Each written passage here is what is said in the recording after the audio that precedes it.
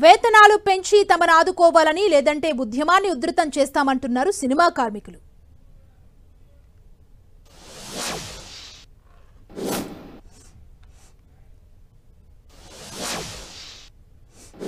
కానీ ఏదైతే producers right ఉందండి, పెంచమని చెప్పే రైట్ వాళ్ళకు ఉంది, దానికి బాధ లేదండి. మేము ఎలాగో రిక్వెస్ట్ చేసుకుంటే వాళ్ళు పెంచుతారు. మమ్మల్ని ఏదైతే విడదీసే ప్రయత్నం జరుగుతుందో దాన్ని ఖండిస్తున్నాం సార్. ఎందుకంటే డాన్సర్స్ అండ్ ఫైటర్స్ చాలా ఫిజికల్ స్ట్రెంగ్త్తో కూడుకున్న పని. అంత శ్రమ పడ్డా కూడా ప్లస్ మాకు వర్క్ గ్యారెంటీ లేదు. ఇప్పుడు మీరు చూస్తున్న డిజిటల్ సినిమా కానీ వెబ్ సిరీస్లో కానీ ఎక్కడ డాన్సర్స్ ఉండట్లేదు. సో పని మాకు ఆల్రెడీ తగ్గిపోతుంది. దాంట్లో మమ్మల్ని వేరుపరిచి ఫెడరేషన్ నుండి సపరేట్ చేయాలనేది అయితే ఎవరి తాటో తెలియదు, కానీ అది చాలా బాధ కలిగిస్తుంది. నిర్మాతలు మళ్ళీ ఒకసారి పునరాలోచించాలి. మా కష్టాన్ని గుర్తుపెట్టుకోవాలండి.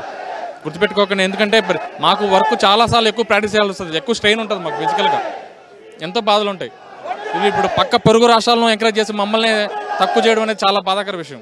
ఫస్ట్ మనల్ని మనం ఎంకరేజ్ చేయాలి కదండి. తెలుగు సినిమా మా హక్కుగా మేము ఫీల్ అయ్యి మాకు దయచేసి వేతనాలు పెంచడం కోరుకుంటాం. 24 సంఘాలు ఒకే కుటుంబం, 24 సంఘాల నాయకులకు కార్మికులకు ఒకే న్యాయం జరగాలి.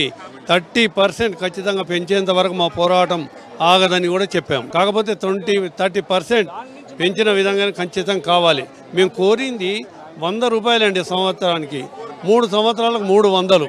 దాని 30% పెద్ద ఇష్యూ కాదండి, పెద్ద ఆలోచన. ఆల్రెడీ వాళ్ళు ఏ గైడ్లో వెళ్తున్నారో మాకు అర్థమవుతలేదు. ఇంతమంది కార్మికులను ఇబ్బంది